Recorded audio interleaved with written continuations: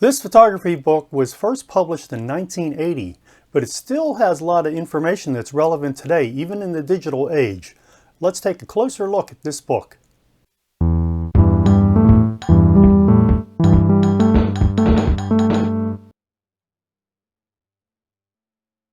At any one time, there are countless books about photography on the market. And here's one of them, although you won't find this in a bookstore. What it has to say about photography and about handling a camera and shooting and, gear and things like that is still, I think, one of the best books ever. This was first published in 1980, and I think I bought this, I want to say in maybe 82 or 83. You'll notice that still says first printing, so this was a first edition. Not that it matters. I mean, this book doesn't have, it doesn't hold tremendous value. It's not worth $1,000 or whatever. But the information in here is quote unquote pure gold. So, I mean, it really gets down to the basics: optics, the eyeball, wavelengths, color. So, I mean, this is a very, very in-depth, well-researched book. And this talks about, if you think about a camera today, even though it's using film as an example, if you just replace the film with a digital sensor, a lot of what you're seeing still holds true. It explains reflex viewing, and it also explains many other aspects. This is a rangefinder. This is, even though it doesn't have it, doesn't display the name, that looks like a Leica CL. Or I think that was a Minolta CLE. I think that was the companion model. If you are breaking into film photography, it does talk about loading and unloading a camera. It talks about different lenses and shutters. This is one of the better things where it talks about how to hold a camera. How to hold a camera horizontally, vertically, crouching, different positions you can take. And now with the advent of the live view LCD screen, this position actually becomes very useful as well. But if you think about, how to crouch, how to use your body as a brace, how to use your body as a tripod in this instance. And now, we're only up to page 31. So like I said, a lot of what is said in here still holds true for photographers today.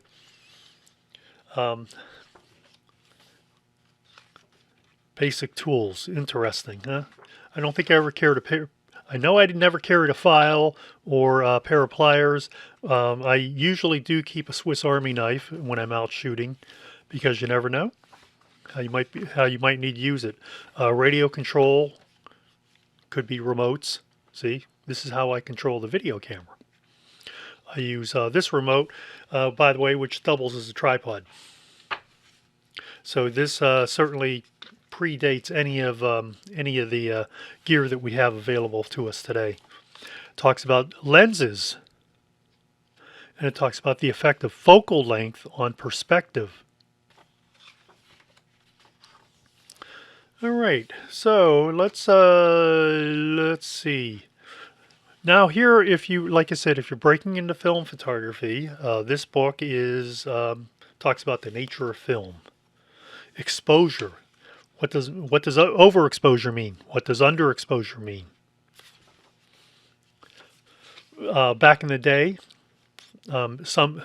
way back in the day, before cameras had meters, you would need a separate light meter, a handheld meter. Of course, it looked a bit more like this, and certainly less like that. Talk about the different types of film. Now, let's get into the darkroom. So if you plan to go down the route of film and processing your own film, if you plan to go down the route of processing your own filming and making your own prints, it talks about typical darkroom setup. Often, because I was on the move, my darkroom was on the floor, or when I was doing enlargements, or just a nearby sink, and that worked fine. Actually, for many years, I kept what I called a darkroom in a bin, which is a large plastic bin with all my chemicals and my bottles and my tanks. Everything was right there.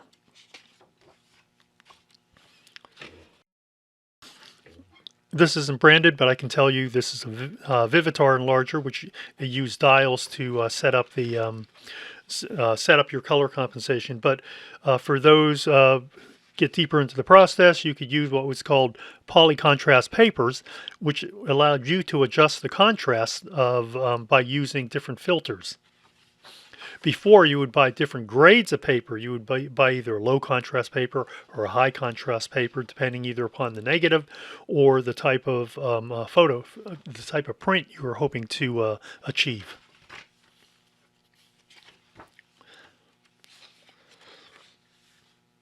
Now, let's see. This looks like it was shot. Well, it doesn't say. Real quick story. I once read, this wasn't in Vietnam, but this all of a sudden reminded me of Vietnam. North Vietnamese photographers were given, I believe, one roll of film per year. Not one roll of film per week or per month. It was per year. So they had to be very, very careful, obviously, about every shot that they took. Whereas American photographers, right, they would just, they would usually be carrying two bodies and would just take hundreds of photos per assignment. Then the film would be handed off to somebody else where it was processed and then printed, and different photos would be selected for publication. This talks about making a test strip. I've done that many times. And then making the final print. Now this talks about the different types of photography. So like I said, a lot of what's covered in this book still holds true for today. Reportage photography. Sometimes we'll call it street photography, right? But reportage photography is really news photography. How are you going to tell a story with the photos that you took? Or what story do you want to tell? People, group portraits. I don't know if he gets into composition. Oh, look. I wonder how long this napkin's been in here. Merry Christmas, right?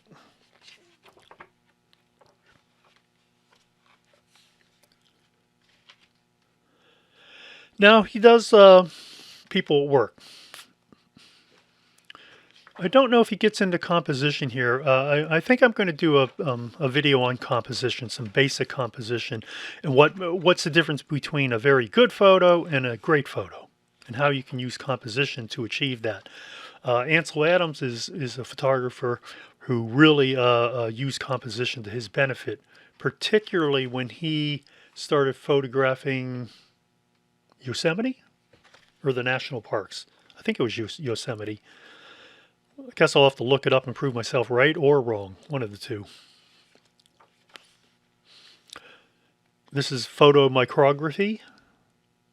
This is using the power of the telescope to take photos. And now with the digital camera, this becomes much easier to do. Action photography.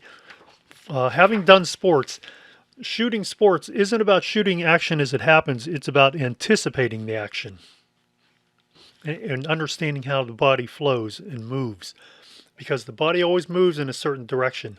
And, unlike comic book stories or comic inspired movies, people cannot change direction midair. Keep that in mind. So this just has a wealth of knowledge in here. Okay, let's say you wanted to set up a studio inside your house. You want to do studio photography. Eventually, you want to become a studio photographer. This offers some suggestions on how to achieve that. And so this doesn't matter. This really doesn't matter if you're shooting film or digital, because the rules are all the same, right? You need a backdrop. You need a backdrop stand. You need lights, an umbrella. You're going to need a sturdy tripod. So all these rules for film, they transferred easily into digital. What changed? You didn't need massive battery packs. Although you will sometimes have battery packs to run your banks of lights. So, but you still have your soft boxes and your barn door lights, things like that. So you have light panels. Now all these are, let's move this down a little bit so you can see it. Now all these light panels, the light bars are now LED. So that's what has changed. Before, these were literally hot boxes. I mean, these were run either by incandescent or halogen lamps. I once went to a fashion show, and it was so hot. It was so hot under the incandescent lights that the sweat was literally just pouring down the models. This talks about lighting, how to use lighting to achieve different effects. And Hollywood uses lighting a lot, right? They'll use this when they want to produce something terrifying or very dramatic. You know, there's the side shot for, once again, for a very dramatic shot. Fashion photography. Fashion photography hasn't changed much. Now, here's some tips on makeup. So if you're going to be working with models, here's tips on makeup. Although in general, the model will have better understanding. Still life photography still hasn't changed much. I think the only thing that's changed is what we decide to photograph and how we decide to photograph it. Food photography, very important, very popular. What do we see in restaurant for most restaurant menus? Poor images of food. If you really want to attract a certain clientele, you hire a professional to take photographs of your food. You do not take them yourself with your phone. It will be very obvious, and it always looks unappetizing. Portable studio. That's when you don't have a studio in your house, but you need to set up something on scene. See how they're using a backdrop here, a seamless backdrop, so they can photograph an object. So, for example, if you went in, let's say you're asked to either go into a home or go into a store or something, and you're asked to photograph some of their objects that they want to put up for sale. What are you going to do? You're going to set up a seamless backdrop so that you're not shooting them against a blank wall. So that does involve more equipment. Once again, you have your backdrop stands, you have your tripod, and you have your seamless backdrop. And a plain material is always best because it just isolates things and lets you focus on the object and not the background. Slide copier. All right, not as important today as it used to be. Before, if you wanted to, well, you could duplicate your slides. They had different devices for that. You always ended up using a macro or flat field, actually a flat field lens. Flat field means that it can photograph an object such as a stamp, a drawing, piece of currency, whatever, and it will remain, there will be no distortion, no barrel or pincushion distortion. Black and white print manipulation. Today we do this in an image editor. Before, we would do this through dodging, burning in. There were a lot of things you could do. Retouching. We no longer do retouching by hand, do we? We just do it all in an image editor. Working professionally. For those who are breaking into the field, a lot of this information still holds true. Things that you need to think about. Style and presentation, right? You still want to put together a portfolio. It might be an electronic portfolio, but you still want to think about everything that you put in there, how you present it. Assignment, confirmation, and invoice. See, still the same. You'd probably create this in Word, or now there are actually invoicing software out there. But it's still all the same. And all, this book is more than 300 pages. As mentioned, this is a hardback book, still widely available on the used market. I bought one recently, as in 2023, and paid maybe $6 or $7 for it. Still a terrific book. As you can see, has tremendous amount of information. This was published by Ziff Davis.